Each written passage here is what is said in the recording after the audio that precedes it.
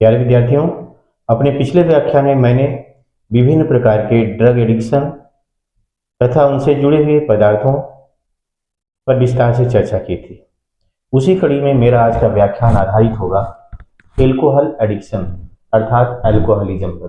तो आइए हम समझने की कोशिश करते हैं कि एल्कोहल एडिक्शन होता क्या है। एल्कोहल एडिक्शन एल्कोहल की लत लग जाने को कहा जाता है, यानी कई प्रकार के व्यसन पदार्थों ड्रग्स आदि की तरह एल्कोहल भी एक व्यसनीय पदार्थ है जिसकी लत लग जाती है। एल्कोहल एक रंगहीन पदार्थ है।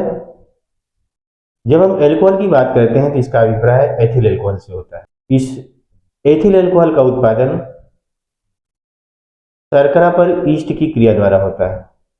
ये शर्करा विभिन्न प्रकार के पदार्थों से प्राप्त की जा सकती है, जैसे चावल, जौ, फलों के रस इत्यादि से। एल्कोहल वसा और जल दोनों में विलय होने के कारण ये प्रत्येक ऊतक में आसानी से वितरित हो सकता है, यानी ये शरीर के सारे ऊतकों में आसानी से वितरित हो सकता है।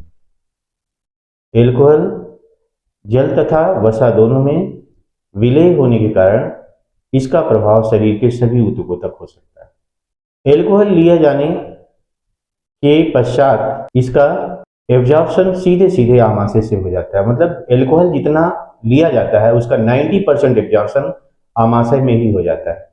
आमाशय में अधिकाधिक एल्कोहल का अवशोषण हो जाने के कारण एल्कोहल लिए जाने के लगभग 15 मिनट बाद ही इसका प्रभाव शरीर पर परिलक्षित होने लगता है। एल्कोहल शरीर में पहुंच करके ब्लड सर्कुलेशन के थ्रू ये दिमाग में पहुंचता है हमारे, और दिमाग में हमारी याददाश्त के केंद्र और संतुलन शक्ति केंद्र, याददाश्त का केंद्र कौन होता है? सेरिब्रम होता है, और मस्कुलर कोऑर्डिनेशन और संतुलन का केंद्र सेरिबेलम होता है। इन दोनों को प्रभावित करता है, जिसके कारण व्यक्ति की मेमोरी पावर घट जाती है, यानी स्मृति विभ्रम होने लगता है उसको।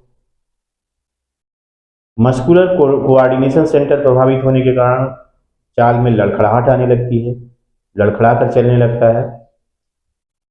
हालांकि एल्कोहल एक डिप्रेसेंट है, यानी अवसादक के रूप में कार्य करता है, लेकिन कुछ लोगों को भ्रम होता है कि एक उत्तेजक के रूप में कार्य करता है। एल्कोहल उत्तेजना नहीं देता, बल्कि सारे न्यूरॉन्स को, चाहे वो उत्तेजक न्यूरॉन हो या अवसादक न्यूरॉन हो, सबको संदमित करने का प्रयास करता है, जिसका परिणाम होता है कि संदमक जो न्यूरॉन होते हैं, जो संदमित करने वाले न्यूरॉन होते हैं, तो कहने का तात्पर्य जो अवसादक न्यूरॉन होते हैं उनकी कार्य क्षमता प्रभावित होने के कारण जो उत्तेजक न्यूरॉन होते हैं वे शरीर में अनावश्यक उत्तेजना उत्पन्न कर देते हैं, जिसके कारण व्यक्ति को कुछ समय के लिए उसे चिंता, तनाव आदि से मुक्ति मिल जाती है।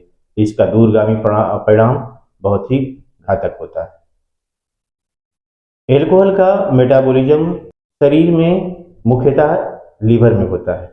हालांकि एल्कोहल का कुछ मात्रा में उपापचय लिए जाने के तुरंत बाद आमाशय में हो जाता है। आमाशय में एक एंजाइम होता है अल्कोहल डिहाइड्रोजिनेज, जिसके कारण बहुत थोड़ी मात्रा में अल्कोहल का यहाँ उपापचय हो जाता है, किंतु यह एंजाइम स्त्रियों में नहीं पाया जाता। इसलिए अगर स्त्रियां एल्कोहल एडिक्शन का शिकार होती हैं तो एल्कोहल का प्रभाव स्त्रियों में पुरुषों की अपेक्षा ज़्यादा घातक होता है, क्योंकि स्त्रियों में एक तो वसा का प्रतिशत ज़्यादा होने के कारण, वसा का डिपोजिशन ज़्यादा होने के कारण स्त्रियों में एल्कोहल का प्रभाव पुरुषों की अपेक्षा ज़्यादा देर तक रहता है, क्योंकि एल्कोहल वसा में धीरे धीरे घुलता है, जिसके कारण स्त्रियों में इसका प्रभाव काफ़ी समय तक बना रहता है। कहने का तात्पर्य है कि स्त्रियों में एल्कोहल का प्रभाव पुरुषों की अपेक्षा काफ़ी देर तक रहता है। उसका कारण है स्त्रियों में वसा का डिपोजिशन पुरुषों से ज़्यादा होना।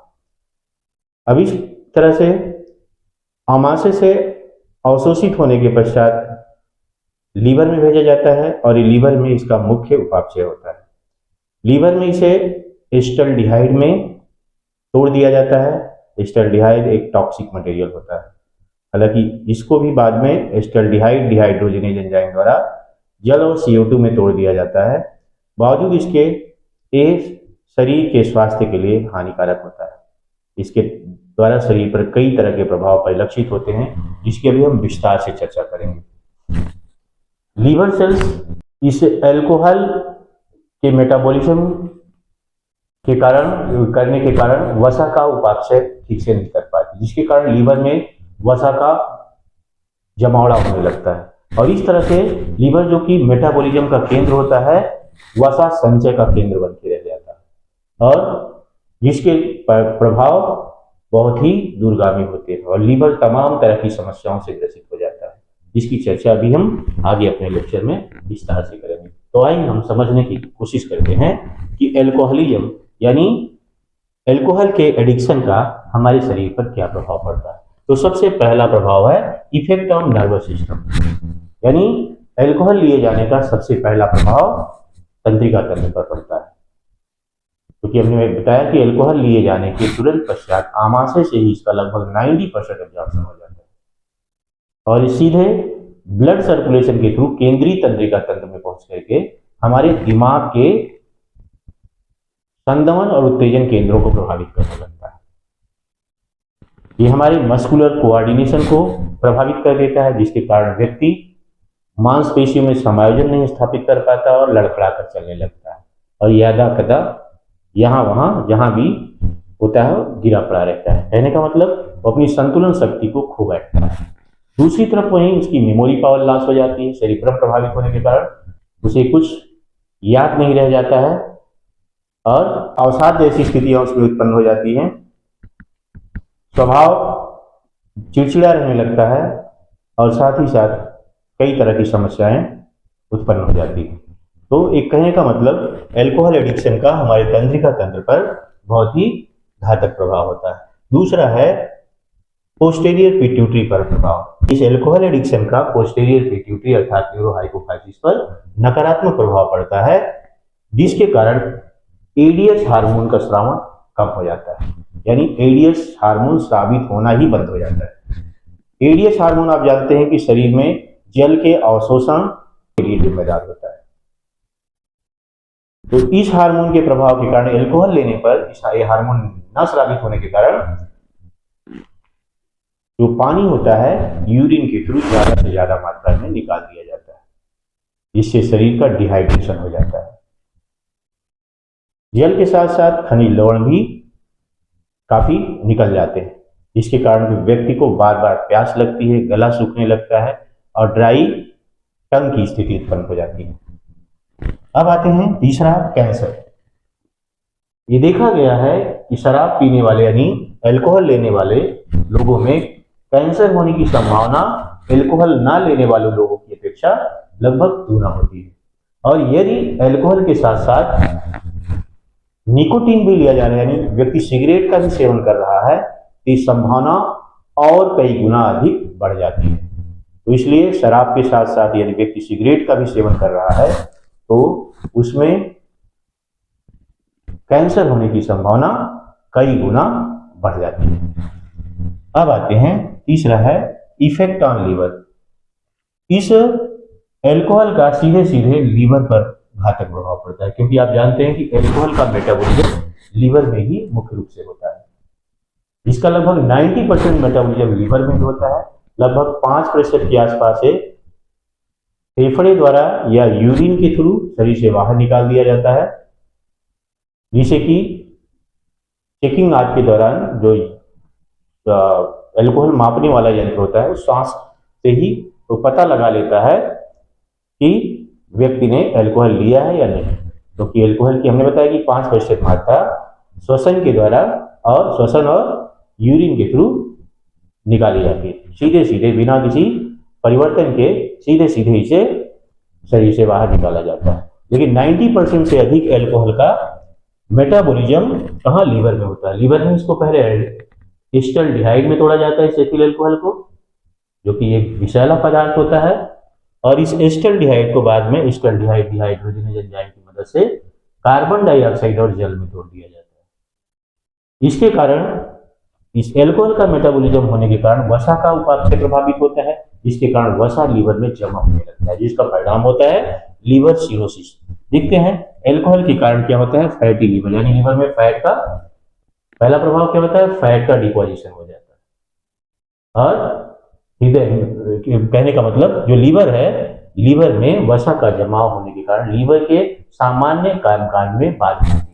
है। और लीवर जहां मेटाबॉलिज्म का केंद्र होता है, अभी वसा संचय का केंद्र बन जाता है।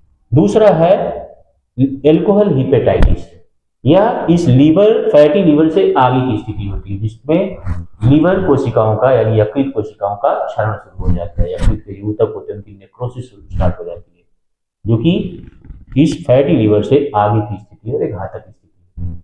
इसके कारण कभी कभी व्यक्ति की, यहाँ तक कि अगर इसको नेग्लेक्ट किया जाए तो व्यक्ति की आगे चलकर मृत्यु भी हो सकती है। इसके कारण जगह जगह मैलोरी बॉडीज इसमें जमा होने लगते हैं, बनने लगते हैं और ये जमा होने लगते हैं। ये हिपेटाइटिस, लीवर हिपेटाइटिस को दर्शाता है। तीसरी है लीवर सिरोसिस, जिसमें लीवर में वसा का अत्यधिक जमा हो जाने के कारण लीवर फूल जाता है, स्वेल हो जाता है, इसकी नेक्रोसिस हो जाती है, ये अपने नॉर्मल फंक्शन नहीं कर पाता है, कहने का मतलब मेटाबॉलिक अभिक्रियाएं बाधित होने लगती हैं, पेट आदि फूल जाता है, आमाशय में सूजन आ जाती है, और जिसका परिणाम होता है व्यक्ति अगर प्रॉपर ट्रीटमेंट ना मिले, हालांकि इसका कोई बहुत कारगर ट्रीटमेंट है भी नहीं, लीवर सिरोसिस के बाद व्यक्ति मर जाता है। इसके बाद है effect on heart beat, heart and blood vessels, यानी इसका जो पांचवा सबसे एक और घातक, इसका जो पांचवा घातक प्रभाव है वो हृदय और ब्लड वेसल्स पे पड़ता है। हृदय में वसा का जमाव शुरू हो जाता है, जिसके कारण हृदय अपने सामान्य कार्य नहीं कर पाता है, यानी पंपिंग में समस्या आने लगती है उसको। ब्लड वेसल्स में वसा का जमाव होने के कारण रुधिर का परिवहन ठीक से नहीं हो पाता है, जिसके कारण ब्लड प्रेशर बढ़ जाता है, और स्वयं हृदय भी वसा के जमाव के कारण काफी बड़ा हो जाता है और इसके कामकाज में बाधा उत्पन्न हो जाती है। छठा जो इंपॉर्टेंट इसका प्रभाव है, ये भ्रूण पर देखा जाता है, यानी यदि कोई महिला गर्भावस्था के दौरान अल्कोहल का सेवन कर रही है यानी शराब पी रही है, तो ऐसी स्थिति में उसका घातक प्रभाव उसके भ्रूण पर पड़ता है, जिसके कारण भ्रूण में समय से पहले गर्भपात हो सकता है उस भ्रूण का, या अगर उस बच्चे का आगे चल के जन्म होता है तो कम वजन का बच्चा हो सकता है। और साथ ही साथ इससे आगे की एक स्थिति होती है FAS, फीटल एल्कोहलिक सिंड्रोम, जिसके कारण ऐसी महिलाओं में मंद बुद्धि का बच्चा पैदा हो सकता है। जो बच्चा पैदा होगा ये FAS, फीटल एल्कोहलिक सिंड्रोम स्थिति है, जिसके कारण बच्चे में तमाम अनियमितताएं उत्पन्न हो जाती हैं। उसमें एक अनियमितता होती है दिमाग का अल्प विकास होना, यानी अल्प विकसित दिमाग वाला बच्चा पैदा होना। पश्चिमी देशों में ऐसा पाया गया है कि वहां पैदा होने वाले मंद बुद्धि बच्चों में तीसरा कारण है, उसके पीछे है FAS, फीटल एल्कोहलिक सिंड्रोम। क्योंकि वेस्टर्न कंट्रीज में अल्कोहल का प्रयोग एक फैशन के रूप में होता है और वहां महिलाएं भी अल्कोहल का सेवन करती हैं, जिसके कारण ऐसी माताएं जो गर्भावस्था के दौरान अल्कोहल का सेवन करती हैं उनमें FAS होने की संभावना बहुत अधिक बढ़ जाती है, क्योंकि प्लेसेंटा द्वारा ये अल्कोहल मदर के ब्लड से फीटस में जाता रहता है, यानी बच्चे के शरीर में ही पहुंचता रहता है, और जो प्रभाव माँ पे होता है वही प्रभाव उस बच्चे पे भी देखा जा सकता है। तो बच्चा ऐसा पैदा होने के कारण उसका चेहरे पर इसका विपरीत प्रभाव होता है, और साथ ही साथ बच्चा मंद बुद्धि का हो सकता है, जिसे फीटल एल्कोहलिक सिंड्रोम कहा जाता है। और इसके बाद है इंजरीज ड्यू टू, सातवां कारण है injuries due to accident. Alcohol का सेवन करके यानी शराब पीकर गाड़ी चलाने पर, क्योंकि हमने बताया कि दिमाग का सेरिब्रम और सेरिब्रम यानी स्मरण शक्ति का केंद्र और संतुलन शक्ति का केंद्र प्रभावित होने के कारण दुर्घटनाओं के चांसेस बढ़ जाते हैं, यानी दुर्घटनाएं घटित होने की संभावनाएं कई गुना बढ़ जाती हैं, क्योंकि जहां मिली से यानी जहां सेकेंडों से भी कम समय में निर्णय लेना होता है, वहां दिमाग और शरीर में सही कोऑर्डिनेशन ना स्थापित होने के कारण मांसपेशी हाथ लड़खड़ा रहे थे, कि थोड़ा भी अगर उसने अल्कोहल लिया है तब भी इसका प्रभाव उसके शरीर पर देखा जा सकता है।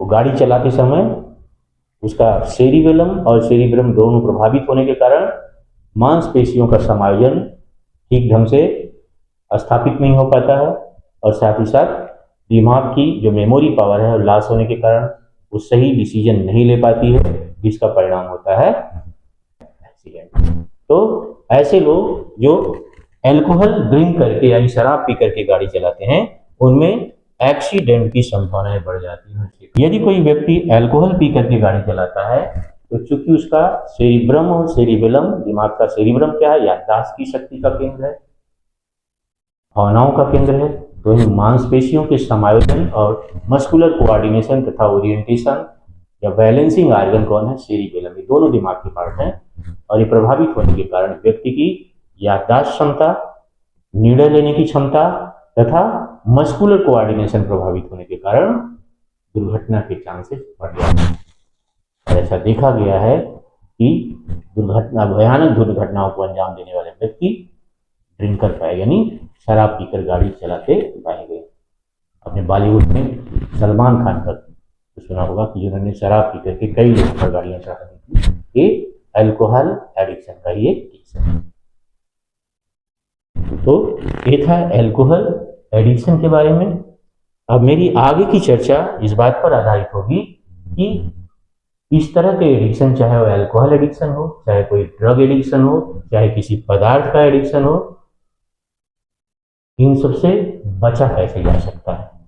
तो अब मेरी आगे की चर्चा इसी बात पर आधारित होगी।